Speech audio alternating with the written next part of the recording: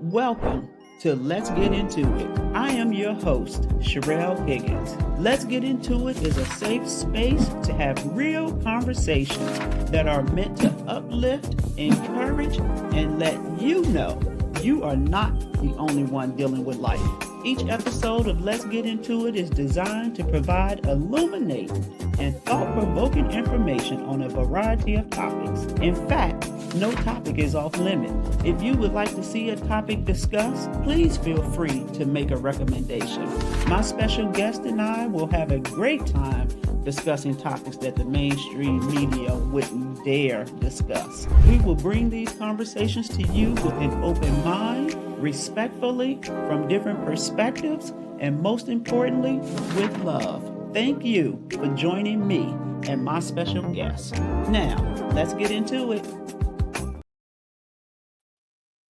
Hello. This is Let's Get Into It, and I am your host, Sherelle Higgins. And today we are going to talk about pivoting. It is so important to be able to pivot.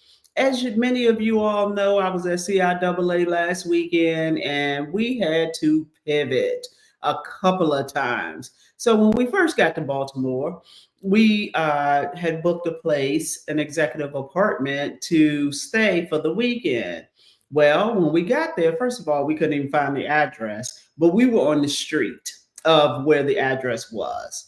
And then the person in my group who booked the place, I said, check your email. And so she checked her email, and come to find out, they had sent her an email that day saying that they had to turn the electricity off and that we could check in the following day. But of course, we were already in Baltimore. So what did we do? We had to pivot. That's right. So I quickly went on a hotel app and booked us a room, and we pivot to staying at the hotel. And then while we were at the hotel, they had only valet parking. And so we were on our way to the Virginia State Legends of Troy Day Party. I used the app to call for the car. We get downstairs, the car was not there. And we were like, okay, so what's going on? So they were all scrambling around trying to figure out what was going on. And then they told us that they couldn't find the keys to the car, and that the person who had taken the keys and the car the night before was not there, of course, and that they had not checked the car back in as if we hadn't returned the car. And then they told us that they couldn't find the car on the lot. Well, long story short, they end up finding the car on the lot, but they still couldn't find the keys. So they called the gentleman who had the keys, and he said, oh, yeah, I do have the keys. I took them home by mistake. Well, we were like, well, we need him to bring us the keys so we can get to this party. Well, little did we know, the guy who had the keys, he was on the bus. So you know how long that was going to take. So we ended up having to Uber to the party, and we left very stern and specific instructions that by the time we come back from this party, he better be here with these keys. So, sometimes in life we have to pivot. And as we pivot in life, you just never know like how things are going to turn out, but you got to do what you got to do. And so that is a great segue into what we're going to talk about today. My guest today has had to pivot a few times in life, and so we are going to talk about what has happened in her life that required her to pivot. So I'm going to bring to the stage my guest, Shawntee Robinson, and welcome, Shawntee. Hey, Sherelle. Hey, everybody. Thank you Thank for you for having me. Yes, and thank you for joining me to talk about this. So, Shawntee, let's start with telling people where did you grow up? I grew up in Los Angeles. Okay, LA, hey, jewelry capital of the world. I love it.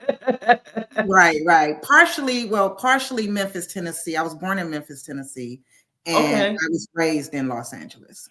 Okay, and when did you move to Los Angeles? Well, I moved there twice. The first Okay. time, I believe I was about 8 or 9 years old. We moved Okay. there. Then we moved. We was there for a year, and then we moved back to Memphis. And then when I was 13 years old, we moved back to LA. Okay. And so, how would you describe your preteen childhood? My preteen childhood was very interesting.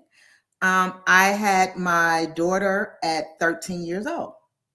So that made me have to kind of grow up. I had to step into a Mm. different role. However, I will say that I had a wonderful support system because I don't feel like I missed out on anything. Oh, that's As a great. teenager. Yes, I had a great support system. So there was some challenges there with anything, but for the most part, I would say I had a pretty normal, not normal, because I had a baby, childhood, but I had a good support system. Okay. And so, being a young mother at 13, I think about what I was doing at 13. And interestingly enough, you had your first child at 13. I had my first child at 31. And Okay. so, Those numbers reverse. yeah, numbers in reverse. And so, how would you describe? You mentioned that you had to grow up quickly, and it was great to have a support system. And we're gonna get to that support system in a minute. But how would you like describe your teenage years? Because when I think about what I was doing as a teenager between the ages of 13 and 18, I don't know how a child would have fit into that scenario. And I think that's where the support system comes in. As long as I was doing what it was that I was supposed to do, I was going to school, things like that, then my family did not mind. Like I had aunts and my mom, they didn't mind kind of watching the baby while I would hang out with my friends. Or it was you hold the diaper bag, I got the stroller, somebody hold the baby, and we're still on our way. You know what I mean? So it was when I say I had a village, I definitely had a village. And when you being a young mother, I've always been Mhm. curious about this. Being a young mother, did you feel ostracized in any type of way from your peers or from your teachers or from your peers' families?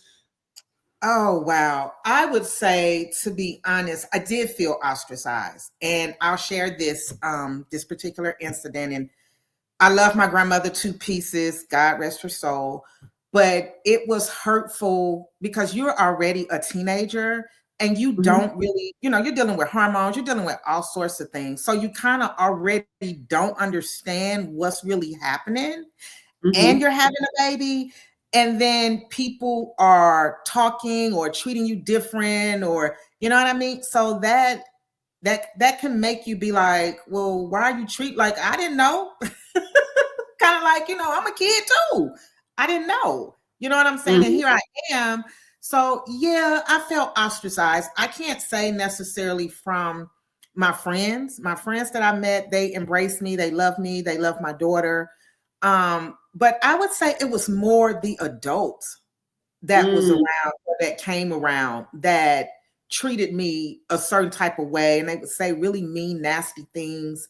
mm, Um, as if I wasn't human and didn't have feelings. You know what I mean? So it mhm, wasn't that, although people, were there to assist, but it wasn't that embrace to say, to find out how I was feeling. mm. And so when I was a teenager, one of our friends had a baby. I think she was 13, 14 years old as well. Mhm. And we embraced it all. Like, I think we met her shortly after she had the baby already. And I just remember, growing up, I lived in a house full of sisters. And my mother's mantra was, don't bring no babies up in here. I don't care what you do. Don't bring no babies up in here. I'm not raising yours. I don't ask you to raise mine. So she had a whole thing against teenage pregnancy.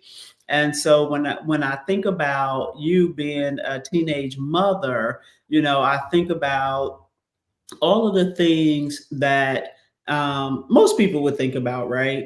Um, so when you were sexually active at that young age, Mhm. um, was it a situation where you was just sexually active, or was it a situation where you experienced some trauma, or was it, what was it? It was a situation where I had no idea what I was doing. It wasn't trauma. It was there are hormones going on and I don't understand it. And Mm, nobody's not teaching me and talking to me mm, about these hormones for me to understand what's going on. And so there's the little boy down the street. His hormones are raging too. And so neither one of us know what we're doing. We just know we have these feelings.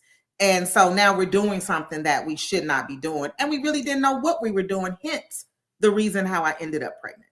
mm-hmm. And so with the little boy down the street, because when I was 13, I dated the little boy down the street too. How was his reaction to you telling him you were pregnant? It was so crazy because when I say we really and truly were kids, when I said, hey, something's moving in my stomach, we Mm, would just sit and he would just have his hand on my belly, just feeling my baby move. And then I was such a kid. I really was a kid. And then he may go play football, and then I may go and start jumping rope. I mm-hmm, mean, we was just children and really did not understand what was really happening. But we knew that there was something growing inside of me. We mm. knew that there was a baby on the way, and his mom didn't know. My mom didn't know. We kept it between us. Oh, We wow. knew. We kept it between us. My mom found out that I was pregnant when I was 7 months. Oh, okay. When I was 7 months, I was not showing. That's what I'm saying. I would go outside and just jump rope. I was not showing. His mom didn't know. It was just between us. And then as soon as my mom found out and she felt my belly and my baby just started jumping. When my mom put her Mm, hands on my belly, my baby just started jumping. And my mom was like, wow. And then, and you got to think about it. I didn't have any prenatal care. right, right. All that time, I did not have any prenatal care. But once she found out, then of course she started taking me for that. And when she found out, I was actually 7 months pregnant. How did she find out? My sister, my, I'm a snitch too. my sister said, "Mom,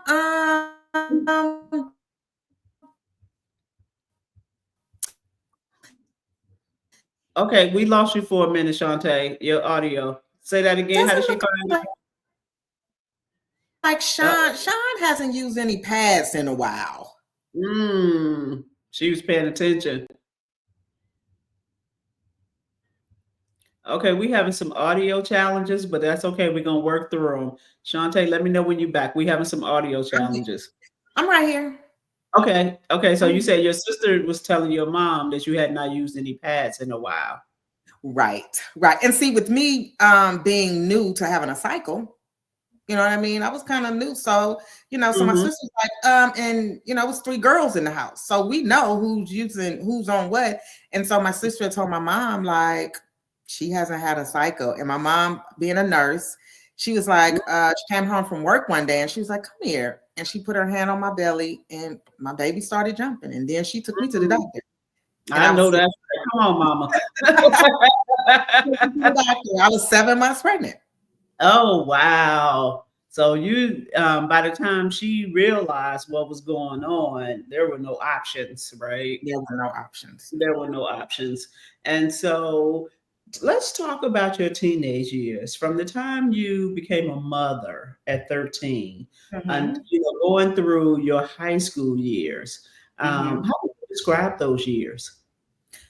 I would describe those years as definitely, first, I would describe them as fun. We had such a good time. We had a good time. But just really learning about partially who I am and learning about who I wanted to be. That Mm, was that was very important to me with me having had my daughter. I was like, who do I want to be? What type of mom do I want to be to my daughter? Okay. You And know, so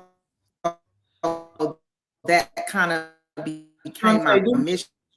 do me a favor. You still having some audio? You were coming in and out. Do you have your door closed? Is your router in a different room? Is my router? Yes. Okay, Yes. open the door because I think that might be the reason why your audio is coming in and out. Okay. Hold on a second. So sometimes, as I was saying in the beginning, you got to pivot, right? And so right now we just gonna pivot and we're gonna get some audio together. There we go. Okay. Right. We're gonna pivot. Yeah. So being a teen mom, it made me during those teenage years, it made me really think about the type of mother that I wanted to be to my daughter. You Okay. know, my mom was a great mom. She did the best that she could with what she knew, you know, but there were some things that I'm like, I want to do differently. Right. You know, being a teen mom, I wanted to make sure that I had that communication open with my daughter to where she can come talk to me about anything. And I was going to be proactive to be in her life, you know, with being in her life, to check and make sure that, hey, what's going on? And just really paying attention. You know what I Hmm. mean? Paying attention. And I think that's kind of what happened with me. Nobody was paying attention, but it's okay because my mom, you know, she had divorced my father and she was working 2 jobs and going to school. She was trying to do the best she can to provide the best life for her children. You know what I Yes. mean? And so sometimes in the interim of that, you can kind of get lost in the shuffle. You know, nobody's Understood. paying attention. Yeah. So with my daughter, I wanted to make sure that I was paying attention to what was going on, what she was doing, how she was maneuvering, and just like my sister was like, "Mom, she haven't used any pads in a while." Well, I have to be that person to definitely monitor, what's going on with my daughter. So, Oh, absolutely. I just said today that as parents, we do the best that we can with the information that we have at the time that we have the information. I just said that today. And absolutely. so I completely get that. But as a parent, as you said, and I said this today too, that we're gonna do a lot of things differently than the way our parents did it, but we're gonna Right. do a lot of things the same as well because that's what we know. That's what our lived experiences are. And Mhm. so it's important to be able to pivot from one situation to the next. And so Absolutely. let's talk about after graduation from high school. After high school, I was trying to figure it out. I was trying to figure it out. What do I want to do? They tell you, get a job, get a job. I wasn't thinking about college. I Mhm. went and enrolled in college, went a little bit, decided that wasn't for me. So then it was, you got to work, get a job. Um, I was young, I was silly. Um, We I all were. Right, right. I stood on business. I will never forget this. I had gotten a job with Delta, Ooh, and this was right after high school. It was for an admin role. And so I went on an interview, and the guy, this was back then when they would actually call you on the phone. okay. So the guy called back and he said, Miss Robinson, we're not going to give you the job because you don't have experience. And Mm. so me We get wait, hold on. You coming in and out again. being who Wait a minute, hold on. I Shantae, am, I'm like, well, Shantae, hold on. Say that again. He called you on the phone. You were coming in and out again. He called you on the phone, and what happened? okay, there you go. And so he called me on the phone. And so he said, Miss Robinson, we're not going to give you the job. And I said, well, why? He said, because you don't have the experience. And I said, well, how am I supposed to get experience? If I'm only 18 years old, what experience do you expect me to have? And I was like, when you were born, you weren't born being this manager. Somebody took a chance and gave you, the opportunity to get your experience. I was like, so if everybody is telling me no, how am I supposed to get the experience? And he said, you know what? I'm going to call you back. I said, okay. He called me back and he said, Miss Robinson, I spoke to my manager and my manager said, we're going to take a chance. You have the job. Being silly, I said, I don't want the job. I said, I don't want to work for a company that treat people like that. When I say silly, oh my gosh, just think I would have been at Delta for what, 40 some years by now.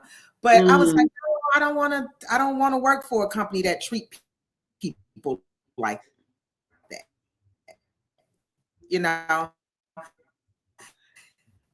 And so what did you do from there? Wait a minute. Wait a minute. Hold on, Shawntee. Hold on. Your audio. Hold on. Your audio is not. Shawntee. Shawntee. Should I move to a different room? Yes. Should I move to a different room? Yeah, because your audio is coming in and out again. And as you are pivoting to a different room, because sometimes we got to pivot, see that my friend is tuned in. So she said ditto. She had a child at an early age, and she's the one I mentioned earlier. And sometimes we got to pivot and we got to make it work. And so that's what we're going to do. And I have Mr. Rayshon Mack on here talking about he going to tell my husband something. I don't know what he going to tell him, but whatever. It is what it is. Oh, probably that I was dating the little boy down the street. Right.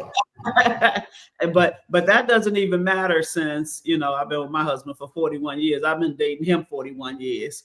Oh, wow. So, nice. Okay. So what did you decide to do instead of working for Delta? I had a few jobs all around town. I worked for, I think it was like the juvenile department. Those kids was too wild for me. I was like, oh no, I don't want to, y'all just have to do home visits or something. I was like, no, that's too much. So I ended up getting a job with ADT Security.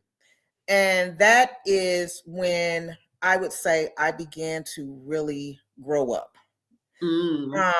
I got a job with ADT Security and they moved me from Los Angeles to Atlanta. I was 24 years old. And I always say Atlanta is where I really became a woman. That's where I grew up. Yeah, I lived there for 21 years. So I packed up, moved there. My daughter came about 3 or 4 months later when it was, getting ready to, school was out. So she stayed the summer with my mom. And then when school got ready to start, then she came down with me. Okay. And she was roughly about 11 years old by then. Yes. Okay. Delphine said, make it work. She has certainly walked in similar shoes and made it work, right? And so you move to Atlanta, your daughter comes, she, right before school starts, and you were working at ADT.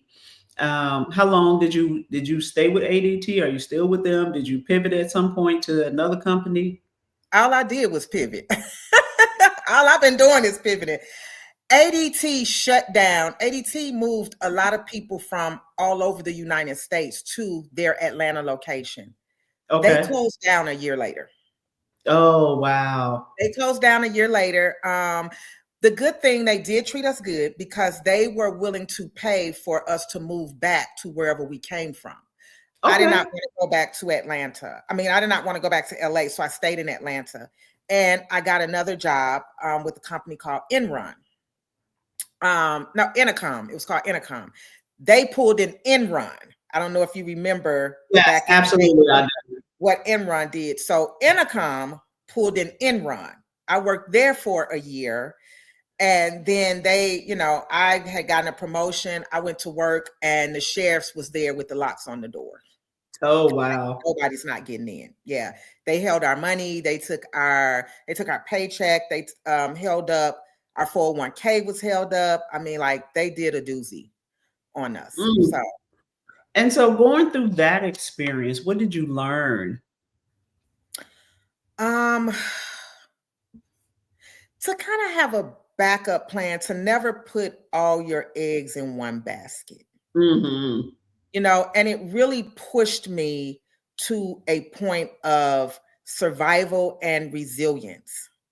And what I mean by that is the good thing is that that's when bellsouth.net was coming about in Mhm. Atlanta. DSL. Everybody remember DSL and dial up. So that's when that was coming about. And I'll never forget. So it was a lot of us that worked at Intercom. We all stayed in touch and we was all sharing information like, okay, this job is hiring, that job is hiring. We're all trying to get on somewhere, right? So a friend of mine called and she said, I have an interview with bellsouth.net. Will you take me? And I Mm. said, well, they didn't call me. And I said, give me the information. And so she gave me the information of the lady who had called her. And so I was calling the lady, leaving messages. She never would call me back. But I told my friend, I'll take you to the interview. I took her to the interview. And when I took her to the interview, I was dressed. And I said, I'm here for an interview as well. Mm. And so they interviewed me.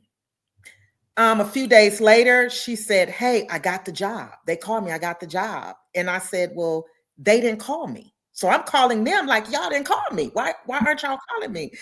And so she had asked me, she said, can you take me to work? And we laugh about this to this day. She said, can you Mm. take me to work? I said, sure, because I'm going to work too. I know that's right. You got to I'm going claim to that. work. Right. So, and this is where that I would call it blind faith comes in. I have my daughter. I have to feed my daughter.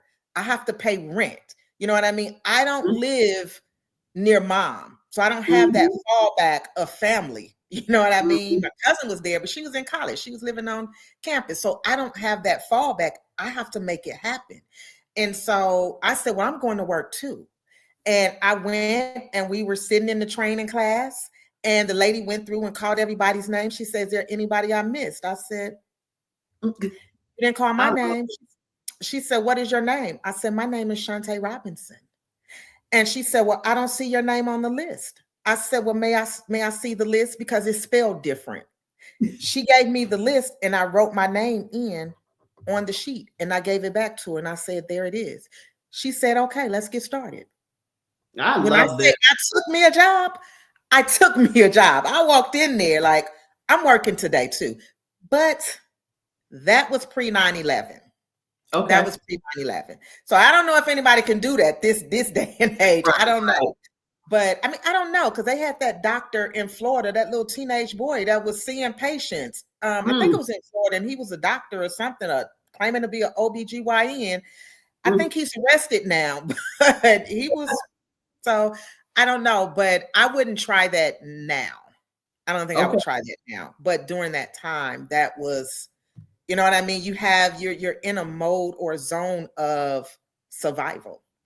And you And got I to have do to what do you got what to I have do. to do. Yep. I have to do what I Yes. have to do. And so you talked a little bit about, and you mentioned how important it was for you to have a support system. And so, growing up.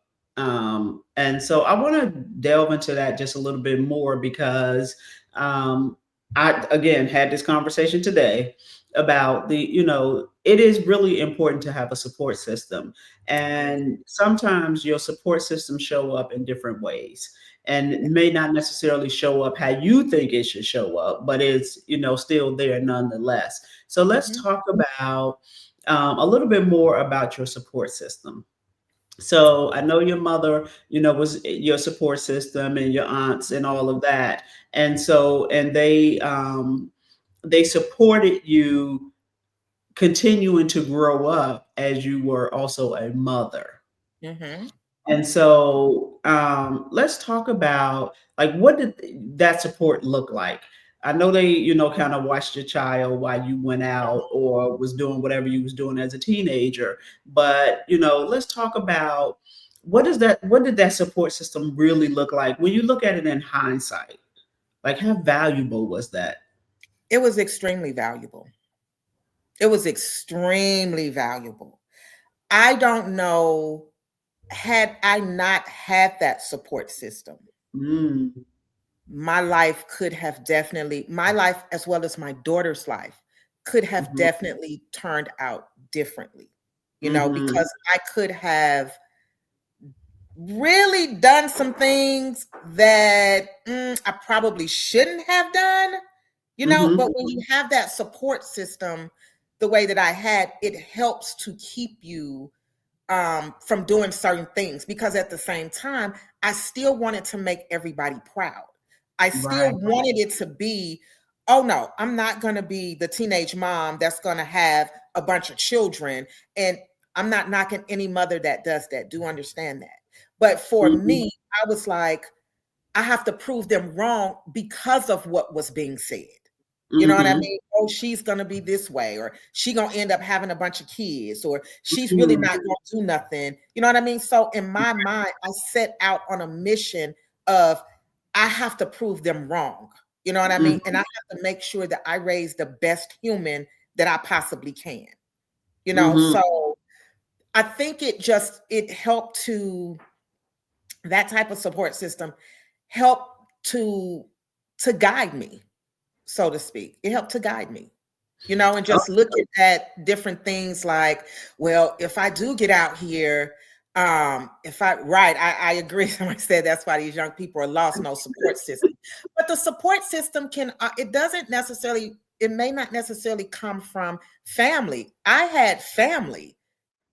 I mean, I had my family. However, when I moved to Atlanta, I'll never forget, I was on the plane, and I sat there and I was crying, and I was just like, oh God, please bless me with some people, some genuine people that would love me and love my daughter and be my support system here.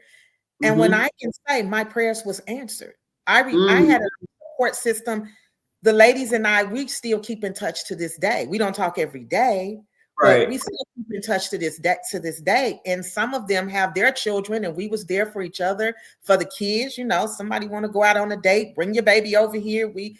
So I had that support system in Atlanta too. So it looked different from my family, because now it looks like this is a group of women who we are here for each other. And we've gone Mhm. through things together, not just support for our children, but just a womanhood, a sisterhood, is Understood. what I developed when I went to Atlanta. Yeah. As I was thinking about this interview with you, Hmm. um, and the fact that you were 13 and I was 31, I thought that was interesting. And Right. I also thought about, like, in every experience that we have, there are some pros and cons. Yes. And when I was thinking about starting a family, I knew that I did not want to do that at a young age. And young to me was anything before 31. Hmm. Um, and so, but in hindsight, when I think about the pros and cons of waiting until I was 31 to have my first child and having my second child at 36, Hmm. um, I really was like, ugh, that might not have been a good idea. Um, I mean, because all of the things that come along with that, right? They Right. call you a high-risk pregnancy, which I was, and I had Right. complications associated with that. And then, as my daughter, who's the oldest, as she grew up and graduated from high school, I was looking at this 13-year-old who's still at the house. And I was like, when is your turn? When are you leaving? Right. Like, what was I thinking? Why would I have kids 5 years apart? But my thought process initially was, I am going to, have my kids spread apart like that because I didn't want two kids in college at the same time. Well, Uh, little did I know neither one of them was going to finish college, and they were never going to be in college together anyway. And so I could have had them earlier, particularly my son. He could have came earlier. And so, what are some of the pros and cons in terms of your experience? To be honest, and I know sometimes people find this strange when I say this. Me looking back over my life and looking at where I'm at now. I wanted more children at one point. I did. Mhm. Um, but I didn't want it the way that I had my daughter. I didn't want to do it by myself. Right. Understood. But when I look back, to be honest, I probably would do it the same way. Okay. I would do it the same way. I would. Okay. Because I think about I just, and this may this may sound a little crazy. I think about once my daughter became an adult, people still, my friend, everybody still had small children. And I'm like, well, you can't, where your freedom at? You know what I mean? You got these little kids. So it just Right. do that. And I gotta deal with a baby. I gotta worry about you know what I mean? So Mhm. when I look back and I think that I feel like I always call my daughter my lesson inside of a blessing. And my Oh, come on blessing now. inside of a lesson. You know, it taught me you want to do it differently. You want to going forward. She's here now, but you going forward, you want to do things differently and have that partner there, have that husband, and have the whole family dynamics. However, Mhm. when I look at some of the things that I've gone through, it was better that she was there then. Does Okay. that make sense?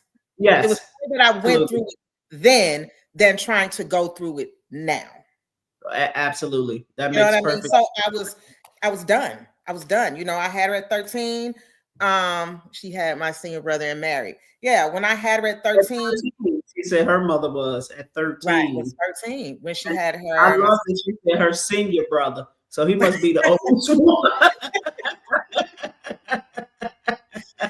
yeah, and I think maybe one of the cons is when I look back is the fact that I did not give her any siblings. Mm, okay. However, for me, I just couldn't, I could not be that single mother again, trying to do it. Understood. I just wanted something different for myself, especially having gone through certain things as a teen mom. You know what I mean? Mhm. I had some good times, some good things.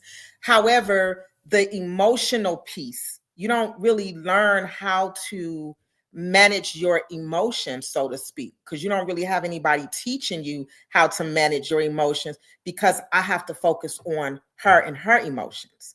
You know what I Mhm. mean? And what comes along with that. So that's kind of one of the cons is that I did not get the opportunity. And I think having her so young, and then I did not want my children to be spread so far apart, but at the same Mhm. time, they would have been because I wasn't getting ready to pump out babies at Right, 13, right. 14, 15. So there still would have been that gap. And again, I didn't want to do it by myself. However, her father stepped in where I couldn't in regards Okay. to additional siblings because my daughter, I think she has about 27 siblings, 26 maybe. That's on her father.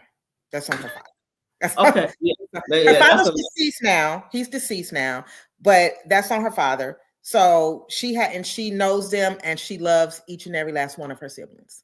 oh So she wow. have That's a lot. relationships with them. So she got it from that side. She just didn't get it from her mom. And that's probably good.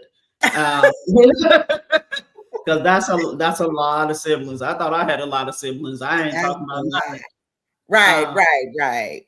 Yeah. and So, Antoinette said her senior brother is 82. oh, ooh, okay, okay, So okay, okay. Mama that, did that. yeah, yeah, that wow. Like Yeah. I said, she said, Delphine said she adopted a child 22 years later. So was adoption ever a consideration for you? No, Okay. no. Adoption was never a consideration. Because I mean, I just wanted the whole family dynamic. I wanted that fairy tale, you know. Okay. I wanted the husband. I wanted, and unfortunately, that did not happen. And so that was kind of, I'm just not getting ready to just have babies. I So understand. yeah, When I was in my childbearing years, um, I love I it. I love it. I always knew I was not my goal, or not even my goal, but my plan was to not ever be a single mother, because I saw that. I saw the struggle with that. And I understood, it takes that much more of who you are and what you have to do. And so, and yes, as women, we will rise to the occasion. And some Absolutely. men too, right? Because there's some single dads out here, will rise to the occasion and do what you have to do. But I just knew that I did not want that to be my story. And so Right. thankfully and prayerfully, it was not my story. I have a very involved um, husband, and was very active in the children's lives. And Good. so I completely understand like where you are coming from that perspective. Hmm. Um, so we have Kashonda saying that's a lot of siblings. It is. It is. She has a listen, and they love her to pieces, and she So loves them. good. And Yes. that's a wonderful thing, because when you start blending kids from different mothers or different fathers, sometimes it can be challenging, right? And Hmm. so it's a really good thing that she is not ostracized because she's the only child by you, and that they have accepted each other and love Hmm. each other as siblings. I just can't imagine not being involved with my siblings, right? Right. On every level. And so that is definitely a blessing for her. Absolutely, absolutely. I've always encouraged, I mean, because they live in Memphis, Tennessee, and we lived in, she started out growing up in LA. She was born in LA. And then she was pretty much raised in Atlanta. So she did not grow up around them. But I've always, one thing about it, I never spoke bad about my daughter's father. He was not active in her life, he wasn't. But I never spoke bad about him because we were children. Now, granted, you grow up and you need to take some accountability because I had to take accountability, but at the same time, people are who they are, you know? So I always told her, when you're ready, have a relationship with him, because I used to take her to see him, but she was like, Mom, quit taking me to go see this dude, not interested. And I Hmm. said, okay, well, just have a heart of forgiveness. It's okay to forgive and love. Once she did that, she was about 20, maybe. And she established a relationship with her father. And then all you ever heard was my dad, my dad, my dad. And I was like, girl, listen, I was the one. But now I'm getting a little jealous now. I was the one, you know. But she established that relationship with him, and she had a good relationship with him before he passed away. And I was like, you got those siblings, get to know them, because you're not getting no siblings from me. This is it. So it's just you. So get to know them. And she did. And they have, I mean, they love her because she's the big sis. She's the first one. So they Oh, all, yeah, she's the first one. She's the oldest. So they all look up to her, and they're like, big sis, and she loves okay. each and every last one of them. Love them all. So that's good. I'm glad she got to do that. You said something really important.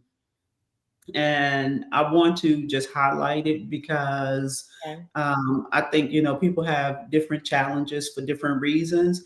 But my mother took the same position in terms of my father, and always said, I would never say anything bad about your father, because as you grow up, you can make your own decisions about your father. Now, my father was always in my life. My parents were divorced and my father remarried, but he was always in my life. And Hmm. so, whatever the adult stuff was that was going on had absolutely nothing to do with, and nor were the kids drug into it. Right. Um, and so that is something that I certainly appreciate now. Hmm. As I've been an adult and kind of have my own family, like I could really appreciate that. And so it's, I think, as women particularly, it's important for us to separate what the adults are going through from what the child experiences. Right. And when we, muddy the waters and combine it all, it just makes it that much more challenging for the child. And the child Absolutely. starts to take on the adult issues when they don't have anything to do with it. And they don't even know what they're taking on really until they get Right. much older. And Right. so Right. I thought it was important to highlight that because Hmm. we have to do better when it comes to no longer being intimately involved with the other parent, right? Right. And we Hmm. have to make sure that we don't isolate the kids from the other parent. Right. And you doing that and my mother doing that, I think is the best of both worlds. And my mother did it. My Oh, parents divorced, but my mom did not speak bad. She could have, but she did not speak bad about my father at all. She mhm. didn't do that. And actually, my daughter's father actually, before he passed away, he actually thanked me. He said, "Thank Mm, you for never." He said, "My daughter said you never spoke bad about me to her." I said, "Was no need to, because you was mhm, making your own impression to her. mhm. And when she was ready to have that relationship, then she was going to do that. And but he thanked me. He said, "Thank you for never speaking bad about me to her." And I was like, we were kids. We all did, we didn't know what we was doing. We was children. And Right. my mom moved away because remember, I Mhm. got pregnant in Memphis. And my Right. mom packed up because she wanted to be close to her family, with me and my siblings. We moved to California. So, and as a kid, I mean, I guess his mom could have said, "We're going to catch a plane and go there." But it didn't happen. It didn't happen that Right. way. And it's okay. And It's the okay. resources were different, right? Right. Um, it's just a lot of different reasons. The resources were different. We weren't as traveled as we are now, right? um, I can't say that. and I can't say that because my mom, she's always had us on the plane. I was in the plane in the womb. She's always had us traveling back and forth, always. okay, all That right, was her thing. and that's unique, right? I mean, it's a Yeah, blessing. it is. I remember growing up. I think the only place I ever went was to California, and that Mm, was because my dad's parents lived there. yeah. And I went there one summer and had a ball and stayed longer than I was supposed to. But it was all good. So it was just a different time than what it is right now. So throughout your career, you Ooh. talked about um, you working for Intercom and different places you've worked. How did you know that it was time to pivot? I know in some of your earlier jobs you had to pivot because you were forced to pivot. Right, right, right. But later, how did you know it was time to pivot? I hated going to work. Sorry, something's not right. I Maybe hated, Okay. I hated, try setting up a I pin. hated going to You can work. also try unplugging your Um, device and I'm plugging it sorry, back my in. little Google over here talking. I hated going to work. I used to get headaches, and I don't get headaches, but it was a dreadful thing. I had moved up into management. I was in Mhm. management. Um, I was managing a team, and I was like this. Sometimes you get to a place in life where you're like, my daughter was grown. My daughter had finished high school, and you know what I mean? She moved out and she was doing her thing. She was working for Delta. Yeah, she was working for Delta. She started working for Oh, Delta. look at that full Look circle. at right.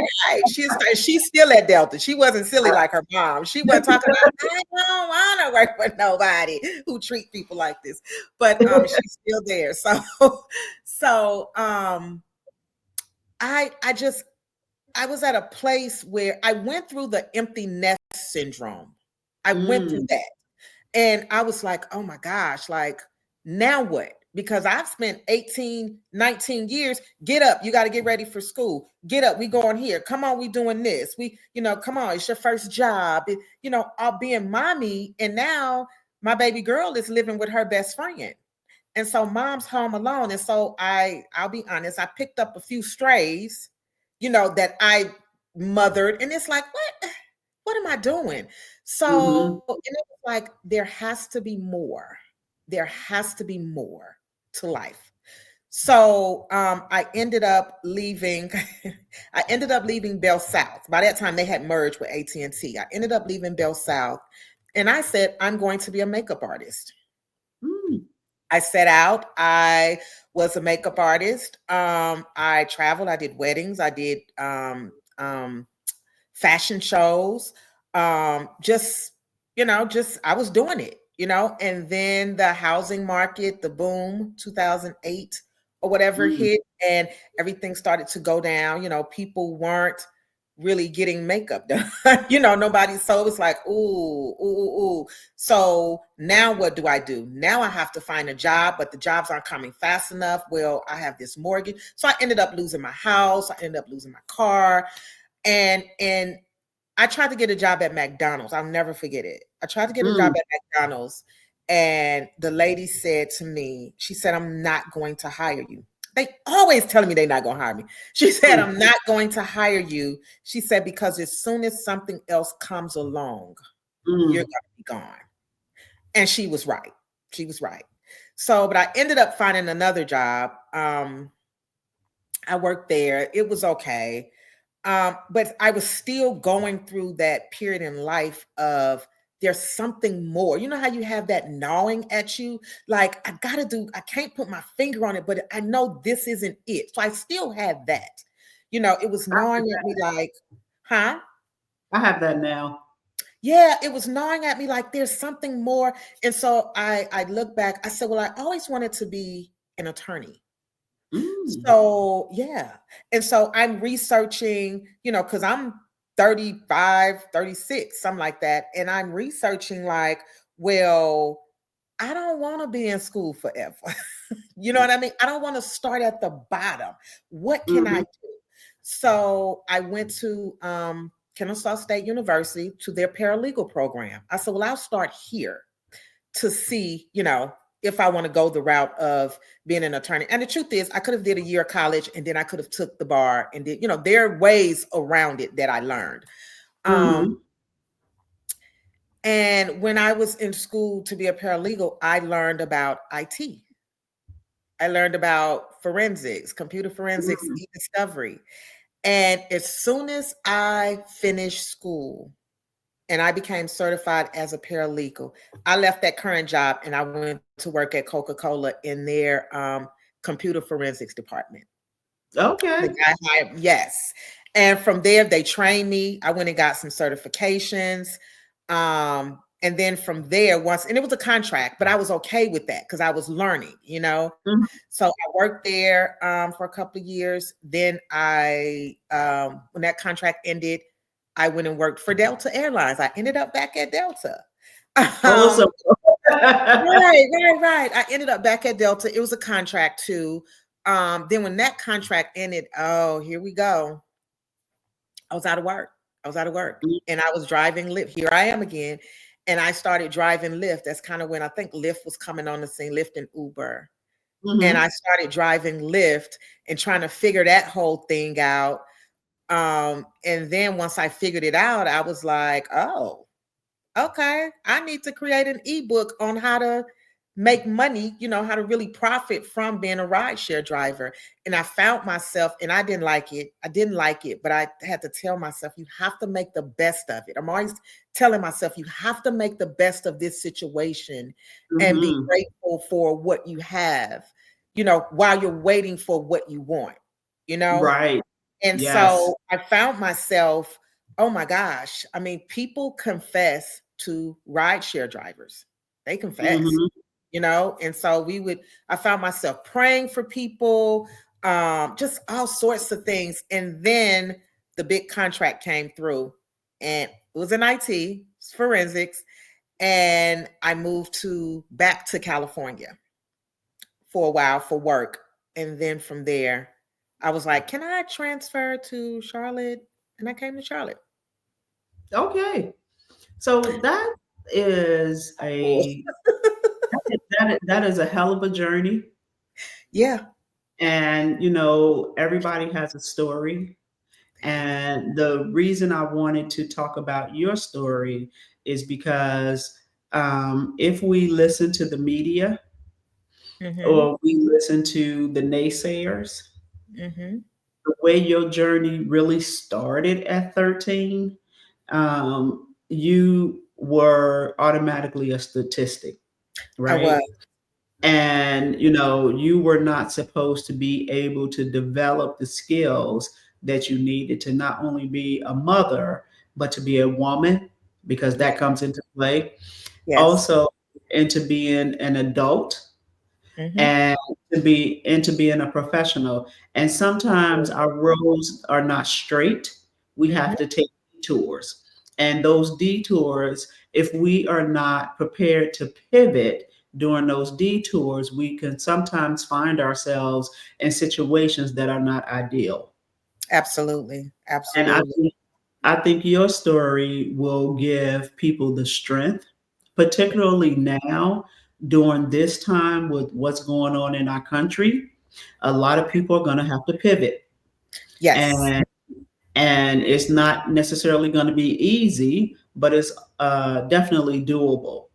Right. And Absolutely. when I think about our federal workers and Mm. how they are, being terminated just because somebody got a hair up their behind and want to terminate them, not because they did anything wrong, and they're going to have to pivot. And pivoting is just so important in life. And if you don't learn how to pivot and embrace the pivots, then you can end up going down a path that you didn't Right. necessarily sign up for. Right, right. I always, one of my mottos now is, and it started with this new administration, was we don't panic, we pivot. That's Mm, actually one of my mottos. We don't panic, we pivot. You know, and uh, I'll share a little something. I go live every day on TikTok from 11 to 1 for those that's interested. I go live. And because you mentioned these federal workers that's being laid off, what I do is I teach people when I go live, I teach people how to get into the digital space, right? That's, everything is digital products, digital products. So, but I teach people from beginning to end how to create digital and physical products without it costing them anything. So I mm, tell people, come learn, because if you're being laid off, you don't really want to spend your bill money on a course trying to learn something. It's like, who's teaching this that I can learn and apply it to my life today? mhm. So I teach that Monday through Friday. I teach, listen, come get it, apply it to your life. You know what I mean? Apply it to your life, execute, execute, because we don't panic, we pivot. And don't get me wrong, we're human.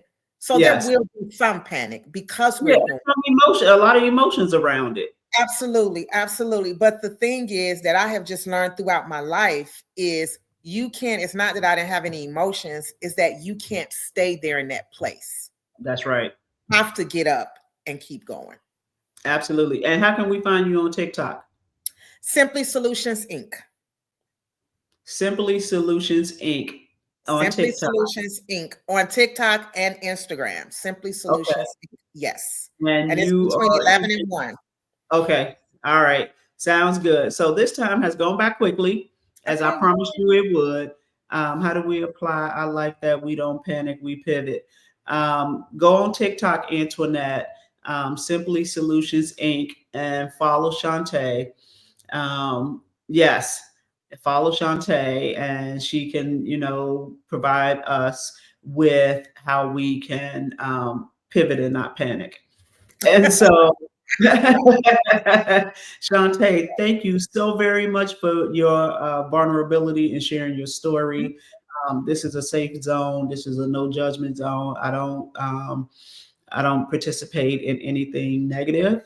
And so I am so thankful that you were willing to share your story. And your story is, while it's not unique, it's unique to you and what you did to overcome the obstacles, and also overcome. Okay, Kashonda said you won't regret it. She's awesome. I'm gonna follow you. Thank Um, you. and so I want you to sit tight for me. Okay. I'm going to do my what the hell segment, and then we're going to wrap this up. Okay. Sounds good. All right. Thank you. All right. Thank you. So let's talk about what the hell. When we think about the challenges in life, we think about, and we may not use the word pivot in terms of what we do when these challenges are coming towards us, but that's exactly what we're doing.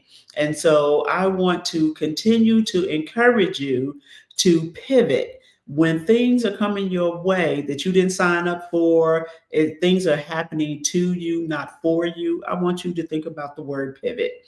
And I want you to use that word more regularly. And when these experiences happen, I want you to say to yourself, not, what the hell am I? Why am I going through this? I don't want you to say that. I want you to say, oh, it's time for me to pivot. So, what do I need to do to make this pivot happen? I don't want you to panic. I want you to pivot. And I don't want you to ask yourself, what the hell? Because, if it's not happening to you, then that means it's happening to somebody else. And without these pivotal moments, that's a whole word. Without those moments, we don't necessarily know what we're made of. We don't know what our strengths are. We don't know how we can overcome the challenges of life. And I promise you, you are not alone. Life be life and for each and every one of us. So instead of asking yourself, what the hell, I want you to ask yourself, is this my moment to pivot? Thank you all for joining me on this episode of Let's Get Into It. Again, I am your host, Sherelle Higgins. Please follow me on social media, Facebook, Instagram, TikTok. Also, subscribe to my YouTube page, and I will see you all again in 2 weeks. Have a wonderful, wonderful night.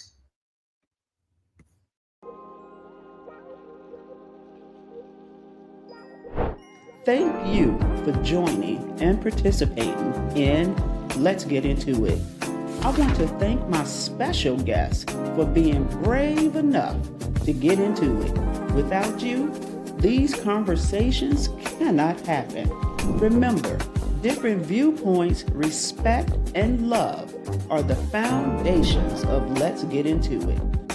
If there's a topic you think I should discuss, drop me a recommendation. If you're interested in being my special guest, let me know, because we can and will get into it. Have a great day on purpose, and I look forward to your continued engagement and support as we get into it.